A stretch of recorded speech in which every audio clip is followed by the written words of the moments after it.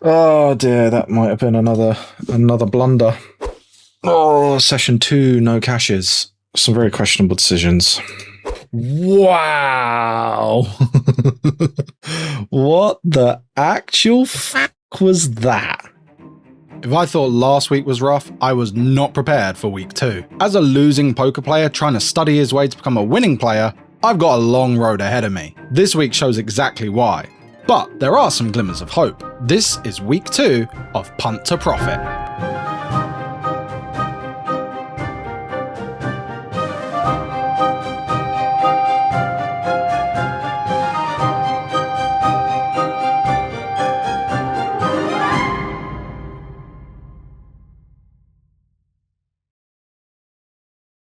Things got off to a flying start in the Daily Classic.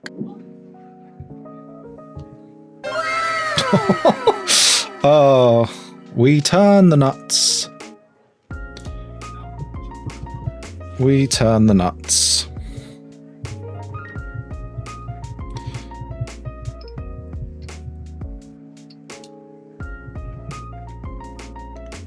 Oh, they're just gonna keep paying us. Go on, Scandal. Pot size bet called. Snap. Thanks. Thanks, buddy. Well, that's a fucking great way to start the Daily Classic, isn't it? Everything was pretty stable. I was feeling like I was playing some good solid pre-flop poker. When the chances came, I was getting good value from our strong hands against a calling happy microstakes population. And we get 2 aces in the rebuy turbo. As hot poker 474 limps into the pot once again. Hasn't raised pre-flop once. Not once. We are gonna raise this up to... I'm gonna raise it up to 8 with the limper. I don't like these limpers. Look at him. See? You're willing to call 8. Paired board. I mean, we're basically committed. I think we have to... Alright, I think we check. I think we'd be sensible and check this.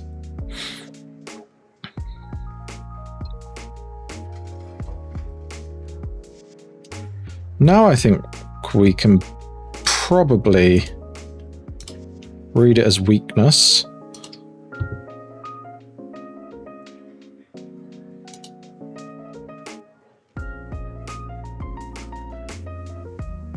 I think they're straightforward that they'd bet the 9 if they had it.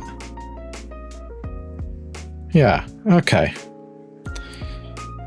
That's a nice little pickup with aces. As we started to leak chips in the Daily Turbo, I started to think about population tendencies and how I could start exploiting them. Collecting dead money from limpers was something I'd been looking at improving on. Okay, this is potentially a big punt. But all these limpers,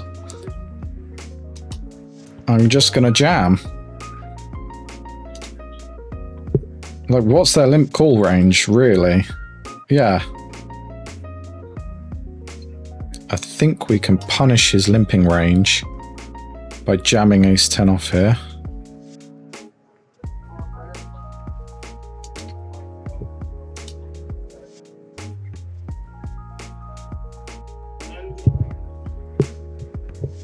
Think we punish his limping range under the gun. He's called with king 3. Unbelievable. No king, no 3, and we're good. There we go. What an interesting character. Guess he's got to get back to Gotham. Hey. Yeah, you can shoot me for that one. I was really focused on exploitative play and focusing on what others on my table were doing. Dr. Sear has been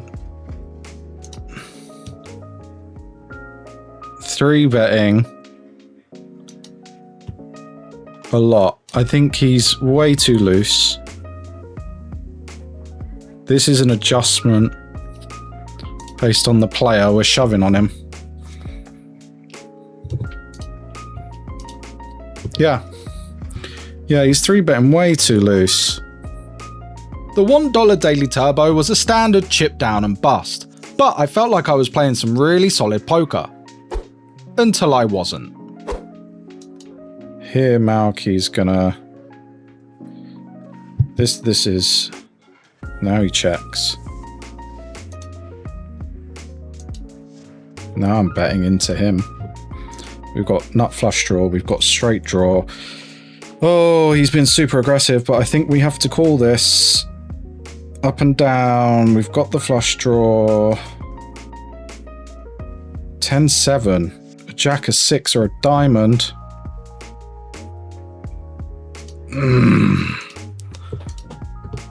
See what I mean by how wide he's opening?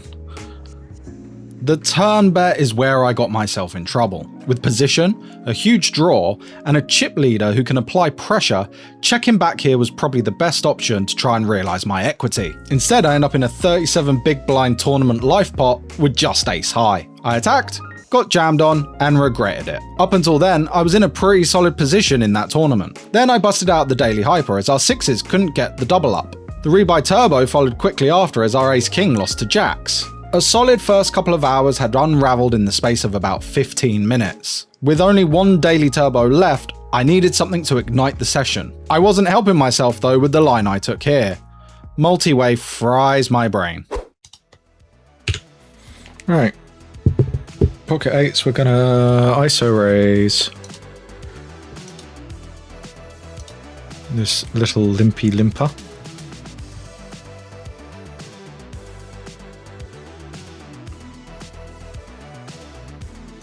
And hope they're not trying to trap. Because they haven't been limping much. Jax has called. Queen Leo has called. Wow, no respect.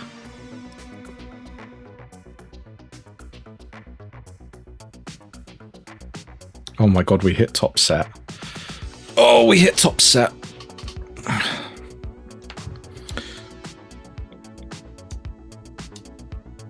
Hopefully we can get paid here.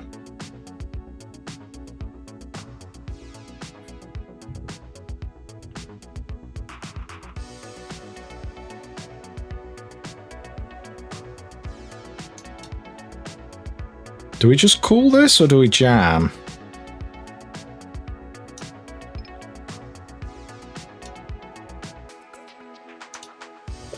I think we just... Oh, see, it was another spade I didn't want.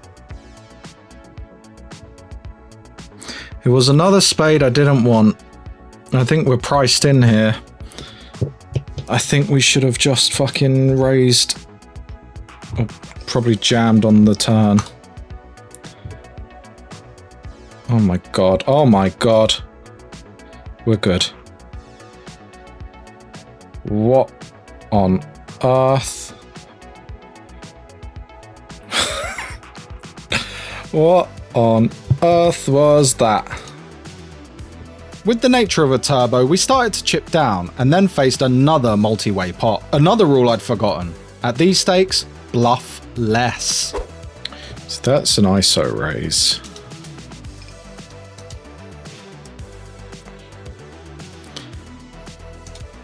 Okay.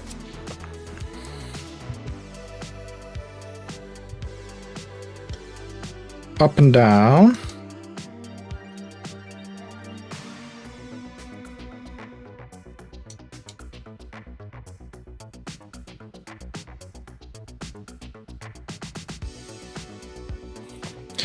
All right.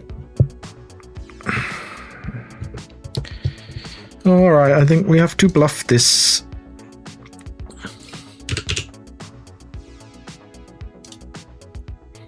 I think we have to bluff this. Shit.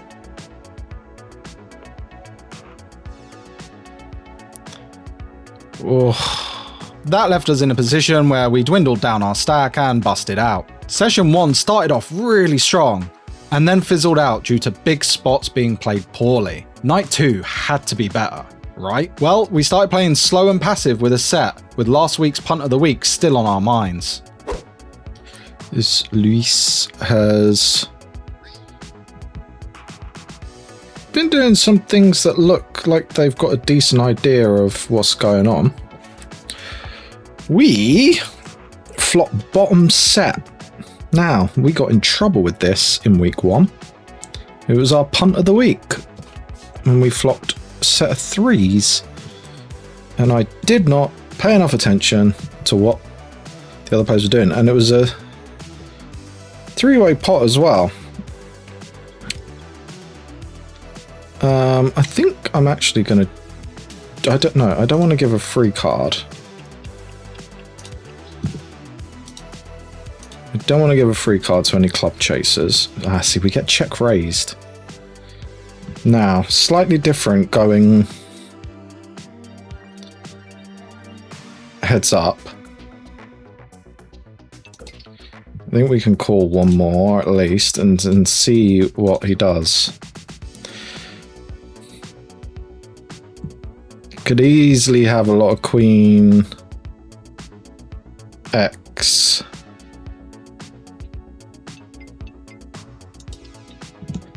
I think we're committed here. I think we're committed here.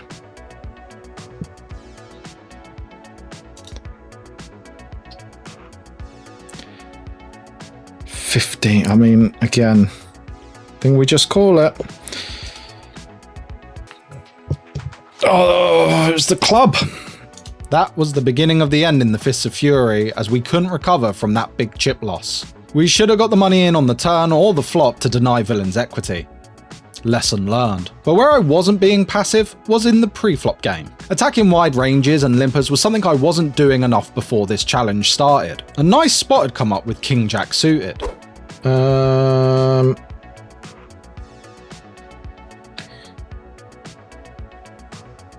mean, we get jammed on by Eagle fast. I think we just jam.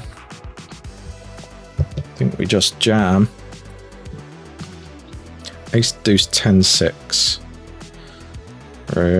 Come on, the spade. King, that'll do. I think that's the right play. That again is another one I'm gonna have to review. Outcome doesn't mean it was the right decision. Another positive was finding the fishiest of fishies in the rebuy turbo. Right, what's happening over here? We've got ace queen off in the big blind. We've got a hijack open. We've got a small blind call. We are going to 3-bet that.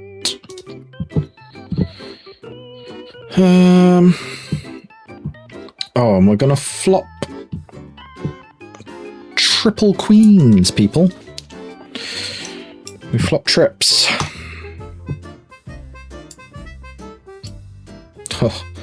Oh. It's beautiful.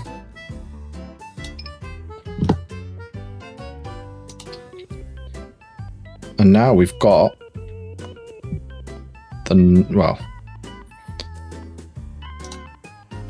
the effective nuts. They've probably got a queen as well. No, they don't. Wow. Wow, wow, wow. Wow. I mean, this guy's been shoving like 10-3 off. So we're definitely gonna rejam here. Yeah, 8-3, okay. And there's the ace. And dead. Free chips, man. What an absolute moron. I wish I could have played more against Miro. But with what was about to come, I don't know if it really would have mattered. I think I jammed this as well. Oh my word. Bruh. Kings. Of course. Of course it's kings.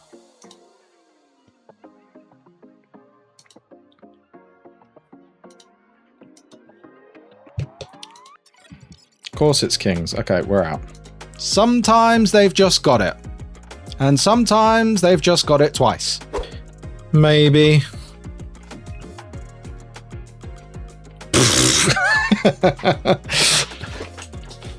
GG's. GG's. Here's me trying to think, do I have fold equity? Fucking sitting on aces. Sitting on aces.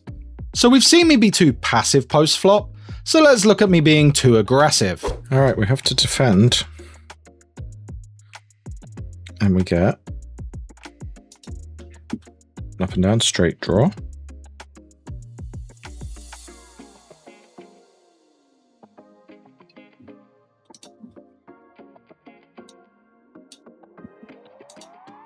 And then when there's still fold equity,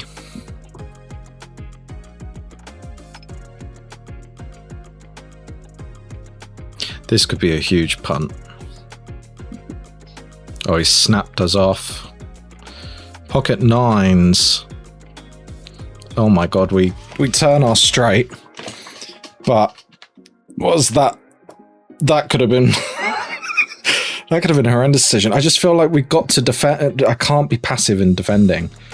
I may have completely misunderstood the lesson. But I was watching a video about passive defending today. To be honest, it was talking about when you're around 10 bigs. So that might have been a little bit too deep to be doing that. As well as finding more aggression pre-flop, I've also been studying how to be disciplined. The more I review this hand, the more I think I've made the right decision. Oh my word.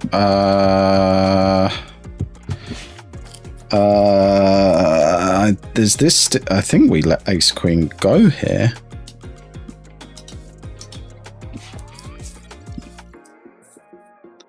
That might be. I think that's a really disciplined fold. We were back playing solid poker, and then another villain who just had it. Jam these tens. Our jacks have flopped a set. The tens have been called. It's kings. We need a 10, otherwise we're dead. It's a 4. Even when we were ahead pre-flop, it didn't seem like Lady Luck was fully on our side. I guess I jam?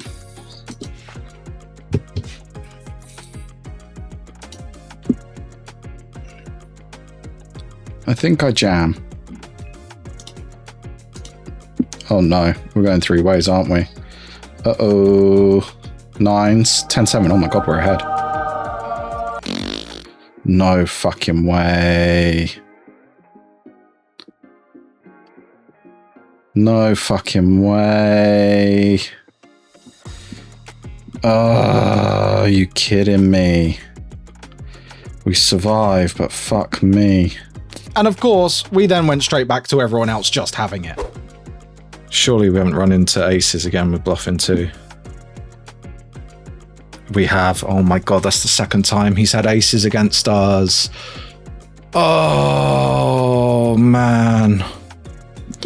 Oh, okay. A Toko Ghost has been a little bit aggressive. I think we can call jacks.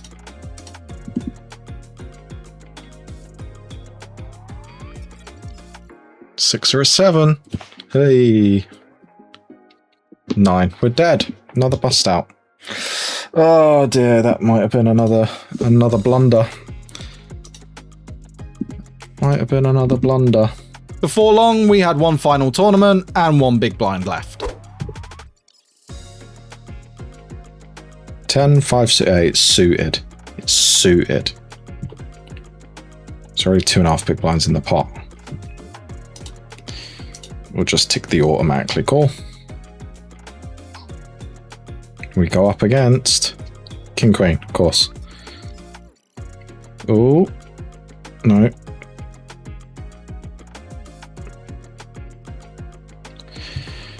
And that's it. Oh, session 2, no cashes. And some very questionable decisions.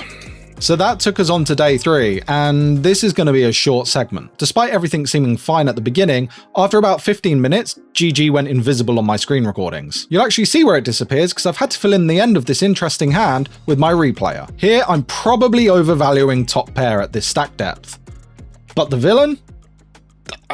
The villain, I just don't know. So we're going to be playing both tables.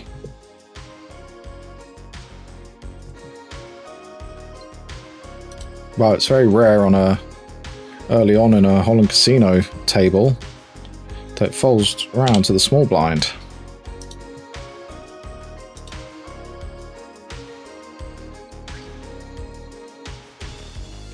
Oh shit, that's a blunder. I didn't even realise. Oh, that's terrible.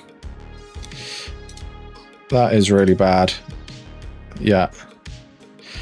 Yep.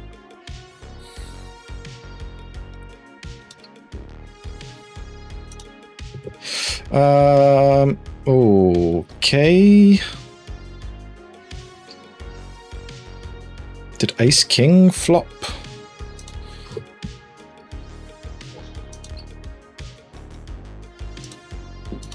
Oh man. That was a big mistake with the jacks, and now we're facing big aggression from Ralph. Big aggression from Ralph. He could just be drawing. He could have flopped the nuts. He could have flopped the nuts. Our jacks have checked all the... Oh my god, we won. I need to... Okay, I don't know what happened with the jacks. Ace, queen. I think we have to call one more. He's going to shove. I think we call. Like, missed. We might as well put them all in. This is a huge punt.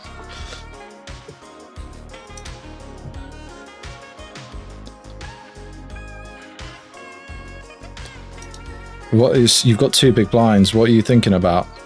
8-6. Wow. What the actual fuck was that? What the actual fuck was that? Now, showing multiple hands using the tracker is just not feasible, trying to line it up with my face cam footage. But there is one exception. It's time for Punt of the Week. He's punting away his whole stack. His graph is looking really bleak. It's Punt of the Week.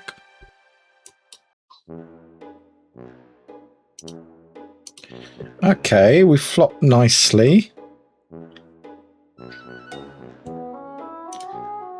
It's cheap to see another card. Okay, we've got flush draw, we're up and down. I think I like a raise here. To 7 point.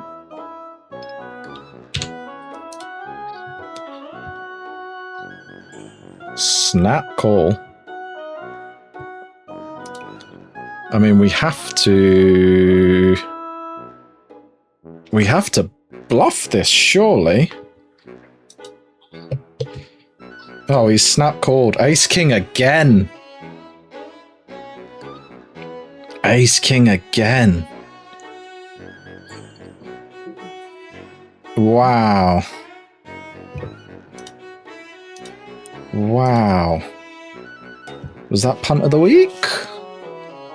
We run into Ace King twice with that dude. He's got a 71% fucking V-pip.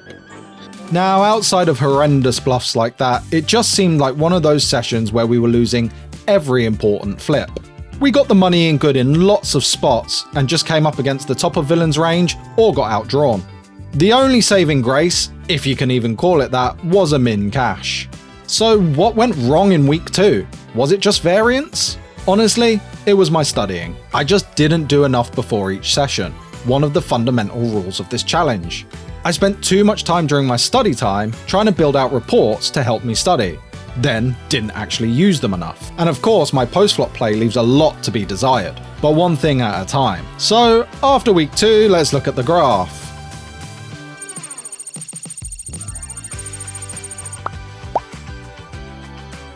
A bit of a nosedive. Going into week 3, study sessions need to be more intentional and more focused. And of course, I need to remember this is microstakes. Stop the silly bluffs, get value from strong hands. Stop the silly bluffs, get value from strong hands, and stop overcomplicating spots. So that wraps up week 2. If you enjoyed this episode, I'd really appreciate if you could drop the video a like, subscribe to the channel, and hit that notification bell so you know when the next episode goes live. As always, I will catch you in the next one.